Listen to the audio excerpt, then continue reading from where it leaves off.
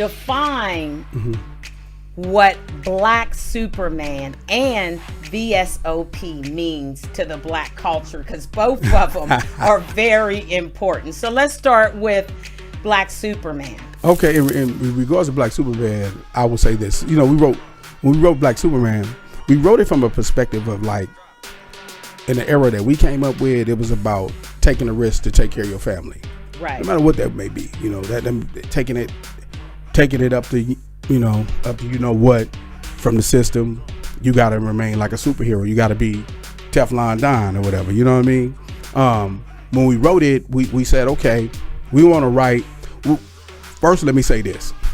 With a record like Uncle Sam's Curse, we wanted to do a political gangster record. Okay. You know what I mean? So when we wrote Black Superman, we wanted to write it from the perspective of when, say for instance, KMG, rest in peace, his verse was about like a madman. Okay. On a war path to get what he got to get and take care of himself. And no matter what, by all means, he gonna get it. You know, he gonna take that risk, life or death, you know, like a superhero. You know, mine was more like, okay, whatever risk I got to take, if I got to do time, I got to get caught up, I gotta get shot at, I got to shoot somebody, I'm gonna make sure my family's okay in the process. So it was two sides of the spectrum of what the average brother and sister go through with the struggles in that moment, trying to provide for their family, you know. And it was hard for us because you got to realize we come from, right before that, we had an album called Black Mafia Life, which VSOP was the single. So we went from fun, funky, fly, cool, gangster to straight up militant. But even though when we did Black Mafia Life was a statement as well. Just like Uncle Sam's Curse. Black Mafia Life was about Black family. Right. It was about Black people coming together no matter what. You know, we always were a group that wanted to ask you a question and question yourself. You dig? Right. That's what Above the Law is about. So prominent right now, because that's what we need to do is question ourselves. There you go. Yeah. And that's what we always try to do through the music. But I think at that time it was such a diverse time. It was accepted. I think now everything is about following, you know, the what's trending. You know, back then being different was what was trending. So we always knew we had to be different in NWA, but at the same time we had to say the same thing because we're talking to the same audience. Correct. You know. So we figured out a way to do it. And like I said, Easy, when I told Easy I wanted to do a political gangster record, he was like, well, let's see how it works out. And then when he heard the record, I tell you not, Black Superman wasn't even a single. We wanted it to be California because we had just came off of VSOP. We were like, okay, they not never gonna play this on the radio. We are crazy on this record. Right, you know what I mean? The whole record was crazy. You know, so he listened to the whole album because we always have a listening party. Okay. And Black Superman was the last record I mixed. So I was like, okay, I just finished mixing this last night. So I can remember it like yesterday. He's like, yeah, okay, let me hear it. So we in that smoking, we blown. It's a good vibe. Right. The end it comes, strings fade down. He said, hey man, that's the single. I said, what? Yes. He said, yeah, that's the single. He said, that explains all those songs you just played to me. And one record, you just told me everything what the album's gonna be about.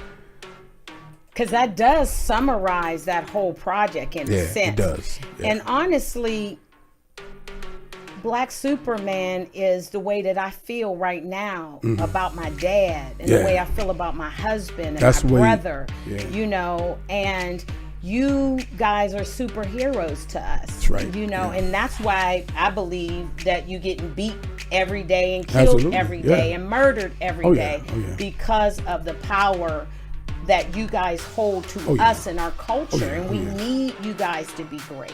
Yeah, being Black in the world, this is what's hard. You know, this is what's hard. You got to stand on who you are. You can't be nobody else. See, other people can be somebody else. You know, I can't be anything else but Black. You know, either I'm looked at lower on the social totem pole, or I'm looked at like, oh, you used to be a slave, or I'm looked at like, oh, you're not really that intelligent. But when you show that intelligence, you become a threat to everybody. That's it. You know, and that's the scary part. That when you show that you can stand up for your family, then you getting taken down, and they don't even want to hear when. Okay, let's just go off the grid a little bit. Okay. Let's just say Marcus Garvey. Okay. Right. What Marcus Garvey stood for. People tried so hard to bring Marcus Garvey down. All he wanted was Black people to be empowered economically.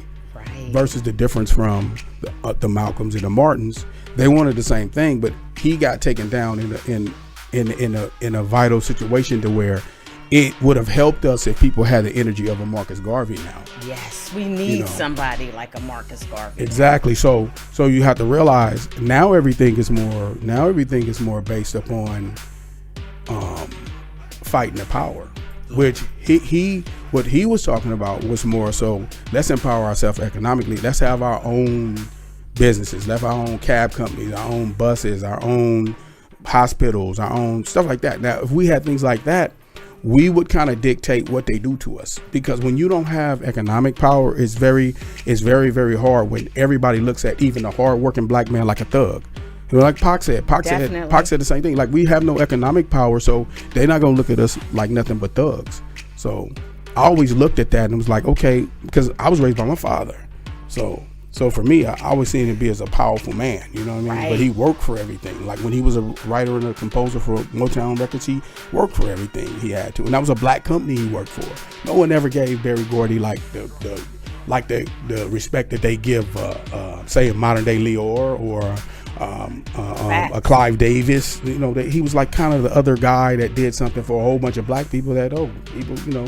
So that's the same thing you said about your father, probably. Like, he went through all the struggles to keep his family intact, and look what he get, beat down on the ground. Right, and still working a regular job and still feels unappreciated within society. So that brings about a whole lot of issues, you know. And I really want to talk about also, because you guys were in the middle of, you guys that did global politics when KMG the illustrator had passed.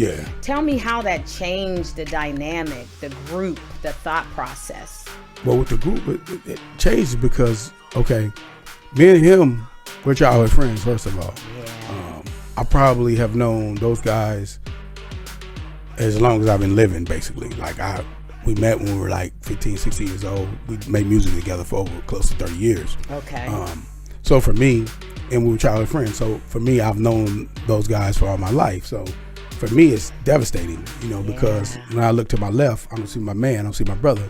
So, but the thing I miss the most about him is the creative focus that me and him had. You know, because we have it anywhere. We have it when we were in high school. We could have it on a bus. When we were grown men, we could have it in a strip club. You know what I mean? The song gonna come anywhere. We were roommates, so it's like, oh, we could be looking at something on TV, or we could be hanging out with some chicks and be like, oh yeah, we're gonna write a song about this. You know, a lot of those records that you hear us writing, they're just like, some of them, funny thing about us, some of them be jokes. You know, like, and then we take them serious, like, oh, we can wrote this into this, you know. Yeah, and we always, we never, my pops always taught me, you know, a song is when you look out the window. A song is when you look into the next person's eyes. A song is when you walking down the street.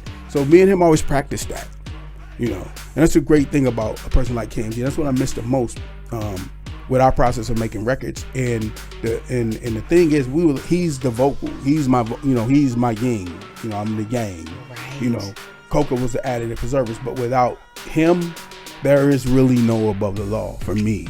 You know, it's us as childhood friends, you know, existing, but me and him are the vocals.